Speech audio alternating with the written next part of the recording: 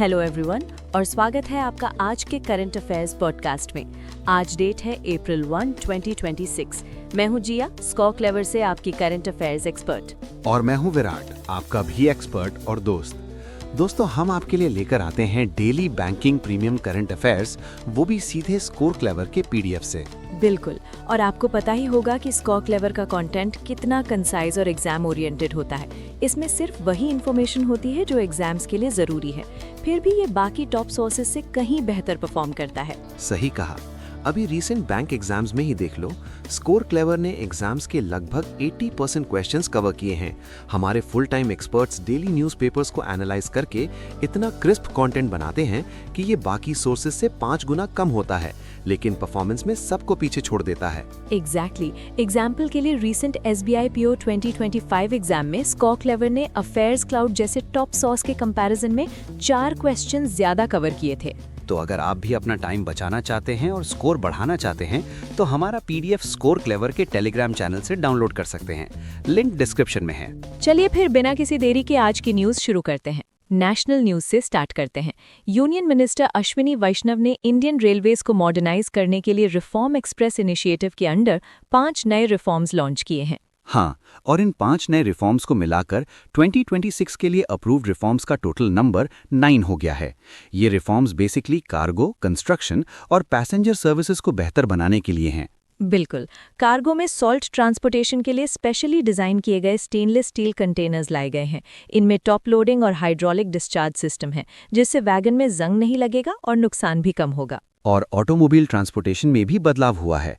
अब रूट के हिसाब से फ्लेक्सिबल वैगन डिजाइन्स और ऑटो कैरियर्स को अलाउ कर दिया गया है, ताकि व्हीकल्स को ट्रेन से भेजना आसान हो जाए। कंस्ट्रक्शन क्वालिटी को इम्प्रूव करने के लिए EPC कॉन्ट्रैक्ट्स यानी engineering procurement and construction contracts में 7 बड़े चेंजेस किए गए हैं। जैसे अब कॉन्ट्रैक्टर्स को 2% फिक्स्ड बिड सिक्योरिटी देनी होगी और उनके पास सिमिलर नेचर ऑफ वर्क में 20% एक्सपीरियंस होना जरूरी है, ताकि एक्सपर्ट लोग ही काम करें।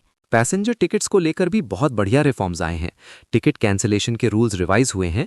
अब चार्ट प्रिपरेशन से अलाइन करने के लिए कैंसिलेशन विंडोज को डिपार्चर से 72, 24 और 8 घंटे पहले कर दिया गया है। सबसे अच्छी बात तो ये है कि अब पैसेंजर्स नेशन वाइड किसी भी स्टेशन पर अपना काउंटर टिकट कैंसिल करा सकते हैं और ई-टिकट्स के लिए ऑटोमेटिक रिफंड मिलेगा। साथ ही अब आप ट्रेन के ओरिजिन स्टेशन से डिपार्चर के 30 मिनट्स पहले तक अपना बोर्डिंग स्टेशन डिजिटली चेंज कर सकते हैं। ये तो सच में बहुत रिलीफ वाली बात है। चलो आप चलते हैं एक AI न्यूज की तरफ। डिपार्टमेंट ऑफ जस्टिस ने विज्ञान भवन में न्याय सेतु नाम का एक AI चैटबॉट लॉन्च किया है। इसके ऑफिशियल मैस्कॉट का नाम दिशिका है और इसे डीशा प्रोग्राम में अनवेल किया गया, जिसे वाइस प्रेसिडेंट CP राधाकृष्णन और union minister of state Arjun Ram Meghwal ने कंडक्ट किया था। ये न्याय सेतु एक वॉइस फर्स्ट, मल्टी मोडल और मल्टीलिंगुअल AI लीगल असिस्टेंट है। आसान भाषा में कहें तो ये आम नागरिकों को कानूनी प्रोसेसेस और उनके राइट्स को समझने में मदद करेगा। आप इससे भारत की अलग अलग भाषाओं में बोलकर या लिखकर बात कर सकते हैं। सही कहा। इसे डिजिटल इंडिया भाषिनी डिवीजन ने बनाया है। डीशा प्रोग्राम के दौरान भाषिनी के श्रुतलेख सिस्टम का भी यूज हुआ था, जिसने वाइस प्रेसिडेंट की स्पीच का रियल टाइम ट्रांसक्रिप्शन और मल्टीलिंगुअल ट्रांसलेशन किया। इससे ऑडियंस को समझने में बहुत आसानी हुई। नेक्स्ट न्यूज एजुकेशन और हेल्थ से जुड़ी है। मिनिस्ट्री ऑफ एजुकेशन और मिनिस्ट्री ऑफ होम अफेयर्स ने मिलकर सभी स्टेट्स और यूनियन टेरिटरीज के चीफ सेक्रेटरीज को एक जॉइंट एडवाइजरी इशू की है। ये नशा मुक्त भारत अभियान एक्शन प्लान को स्कूल्स में इम्प्लीमेंट करने के लिए है। ये बहुत जरूरी कदम है। नशा मुक्त भारत अभियान का मेन एम इंडिया को ड्रग फ्री बनाना है। इस एडवाइजरी के हिसाब से अब स्कूलों के 500 मीटर्स के रेडियस को ड्रग फ्री जोन डिक्लेयर करना कंपलसरी होगा। और अगर कोई रूल तोड़ता है तो स्कूल हेड्स या नोडल टीचर्स को तुरंत पुलिस या लोकल अथॉरिटीज को रिपोर्ट करना होगा। चलो अब बैंकिंग सेक्टर की बात करते हैं। नेशनल हाउसिंग बैंक ने गृह सुगम पोर्टल लॉन्च किया है। जो लोग नहीं जानते उन्हें बता दूं कि नेशनल हाउसिंग बैंक यानी NHB हमारे देश में हाउसिंग फाइनेंस को रेगुलेट करता है। ये जो नया गृह सुगम पोर्टल है, ये एक डिजिटल प्लेटफॉर्म है। इसका मकसद गवर्नमेंट और सिक्योरिटी पर्सनल के लिए होम लोन प्रोसेस को आसान बनाना है। बिल्कुल। इसमें डिफेंस पर्सनल, पैरामिलिट्री फोर्सेस और स्टेट तथा सेंट्रल गवर्नमेंट के एम्प्लॉयज सब कवर होंगे। ये इनिशिएटिव डिजिटल लेंडिंग को बढ़ावा देगा और सस्ते लोन्स के जरिए हाउसिंग फॉर ऑल मिशन को स्ट्रॉन्ग बनाएगा। Clear throat. न्यूज में आगे बढ़ने से पहले दोस्तों, आपके लिए एक बहुत काम की बात। अगर आप करंट अफेयर्स और जीके को याद रखने में स्ट्रगल करते हैं तो गूगल प्ले स्टोर से स्कॉ क्लेवर ऐप जरूर डाउनलोड करें। हाँ, इस ऐप की सबसे खास बात है इसकी यूनिक न्यू लर्निंग टेक्निक। ये ऐप प्रिडिक्ट कर लेता है कि आप कोई भी पढ़ी हुई इन्फॉर्मेशन कब भूलने वाले हैं और ठीक उसी टाइम आपको रिवाइज करवाता है। इसका मतलब है कि जो आप एक बार पढ़ लेंगे वो कभी नहीं भूलेंगे और एग्जाम से पहले मैनुअल रिवीजन का टेंशन भी एकदम खत्म। और दोस्तों, इस पॉडकास्ट इनिशिएटिव के बारे में अपना फीडबैक कमेंट्स में जरूर दें। इसे बनाने में हमारी टीम की बहुत मेहनत लगती है, तो प्लीज इसे लाइक करें, अपने कम से कम 5 दोस्तों के साथ शेयर करें और चैनल को सब्सक्राइब करना बिल्कुल ना भूलें। चलिए वापस आते हैं न्यूज़ पर। अग्रीमेंट्स की बात करें तो national council for cement and building materials यानी NCCBM ने दिल्ली टेक्नोलॉजिकल यूनिवर्सिटी के साथ एक MOU साइन किया है। ये MOU सीमेंट और कंक्रीट टेक्नोलॉजीज में जॉइंट रिसर्च और इनोवेशन को प्रमोट करने के लिए है। इससे स्टूडेंट्स और प्रोफेशनल्स को ट्रेनिंग के मौके भी मिलेंगे और एकेडमिया तथा इंडस्ट्री के बीच नॉलेज शेयर होगी। एक और बड़ी एग्रीमेंट न्यूज़ है। जापान इंटरनेशनल कोऑपरेशन एजेंसी यानी जाइका ने गवर्नमेंट ऑफ इंडिया के साथ 4 official development assistance loan agreement sign किए हैं। इनका टोटल अमाउंट 16,420 करोड़ रुपीस है, जो जापानी करेंसी में करीब 275.858 बिलियन येन होता है। ये लोन्स मुख्य रूप से कर्नाटका, महाराष्ट्र और पंजाब में अर्बन मोबिलिटी, हेल्थ केयर और सस्टेनेबल एग्रीकल्चर को बूस्ट करने के लिए दिए गए हैं। ट्रेड सेक्टर से भी एक खबर है।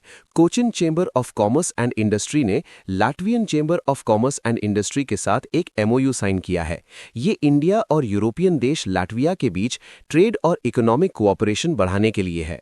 एक इंटरेस्टिंग फैक्ट बताऊं, कोचिन चेंबर साउथ इंडिया का पहला और पूरे इंडिया का दूसरा ऐसा चेंबर है जिसने लैटवियन चेंबर के साथ पार्टनर किया है। और आपको पता है 1857 में एस्टैब्लिश हुआ कोचिन चेंबर केरला का सबसे पुराना चेंबर ऑफ कॉमर्स है। ये एसोचैम के 5 प्रमोटर चेंबर्स में से भी एक है। एविएशन सेक्टर में भी इंडिया ने यूरोपियन यूनियन के साथ एक वर्किंग अरेंजमेंट साइन किया है। ये इंडस्ट्रियल एविएशन प्रोडक्शन में कोऑपरेशन के लिए है। ये अग्रीमेंट न्यू दिल्ली में साइन हुआ, एक रीजनल एविएशन वर्कशॉप से ठीक पहले। इसका एम मैन्युफैक्चरिंग सेक्टर में बायलैटरल कोऑपरेशन को मजबूत करना और ग्लोबल सेफ्टी स्टैंडर्ड्स को मेंटेन करना है। चलिए अब इंटरनेशनल न्यूज़ की तरफ उड़ान भरते हैं। न्यू दिल्ली में 6th edition of the BRICS chamber of commerce and industry women empowerment summit आयोजित हुआ।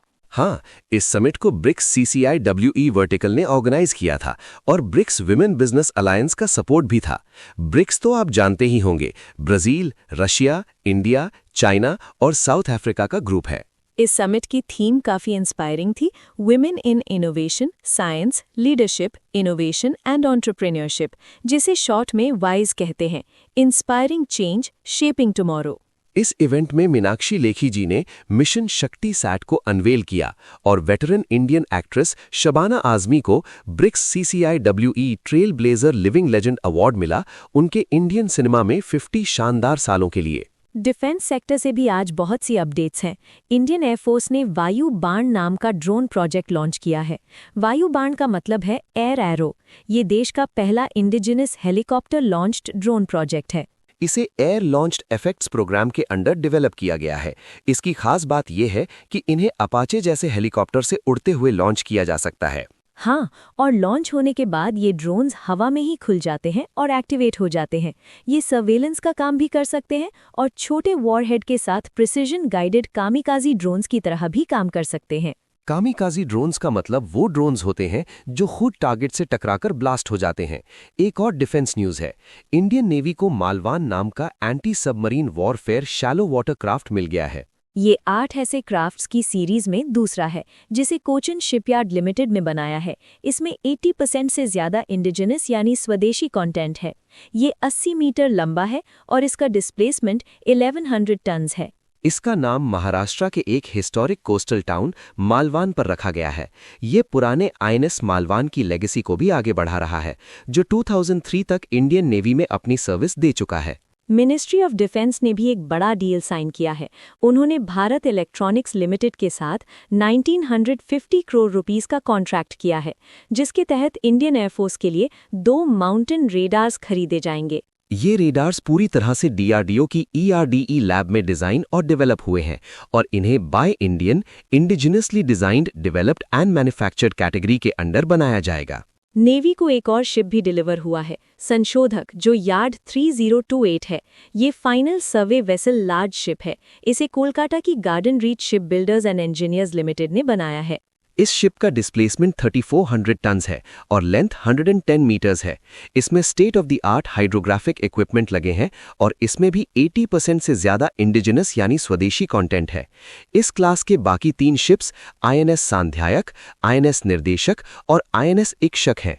और गोवा शिपयार्ड लिमिटेड में 11 next generation offshore patrol vessels में से पहला शिप लॉन्च कर दिया गया है, जिसका नाम शाची है। शाची नाम इंडियन माइथोलॉजी से लिया गया है, जिसका मतलब होता है सहायता करने वाला।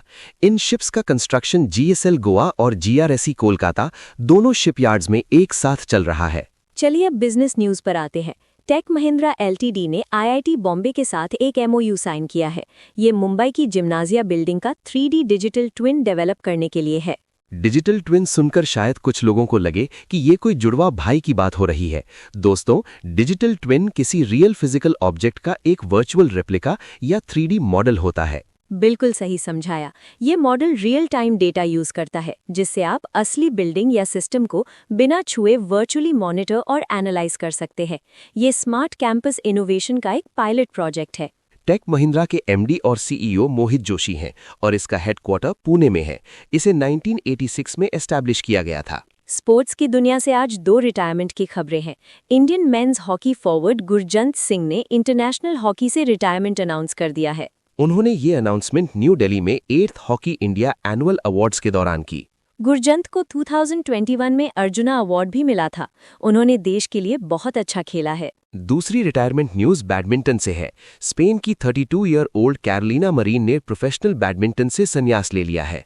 कैरोलिना एक बहुत बड़ी खिलाड़ी रही हैं। वो ओलंपिक गोल्ड मेडलिस्ट हैं और 3 बार वर्ल्ड चैंपियन भी रह चुकी हैं। आखिर में बात करते हैं कुछ इंपॉर्टेंट डेज की। मार्च 21 को वर्ल्ड पोएट्री डे ऑब्जर्व किया जाता है। इस साल की थीम है poetry as a bridge for peace and inclusion. इसे साल 2000 से ऑब्जर्व किया जा रहा है। मार्च 21 को ही इंटरनेशनल डे ऑफ फॉरेस्ट्स भी होता है। 2026 की थीम है फॉरेस्ट्स एंड इकोनॉमीज। इसे 2013 से मनाया जा रहा है। और मार्च 22 को वर्ल्ड वाटर डे होता है। इस बार की थीम है वाटर एंड जेंडर। इसे UN द्वारा 1993 से ऑब्जर्व किया जा रहा है। तो दोस्तों, ये थे आज के सारे इंपॉर्टेंट करंट अफेयर्स। जाने से पहले एक बहुत ही एक्साइटिंग अनाउंसमेंट। अगर आप करंट अफेयर्स की प्रैक्टिस मजेदार तरीके से करना चाहते हैं तो टेलीग्राम पर हमारा करंट अफेयर्स लीग क्विज जरूर ज्वाइन करें।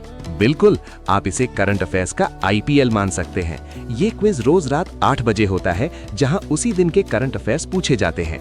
हर महीने एक नई लीग शुरू होती है और मंथ एंड तक स्कोर्स काउंट होते हैं। और सबसे मजेदार बात, विनर्स को एक्साइटिंग रिवॉर्ड्स भी मिलते हैं। तो अभी डिस्क्रिप्शन में दिए गए लिंक पर क्लिक करें और करंट अफेयर्स लीग चैनल को ज्वाइन करें। आज के लिए बस इतना ही। पढ़ाई करते रहिए, मस्त रहिए। हम मिलेंगे अगले एपिसोड में। Bye bye.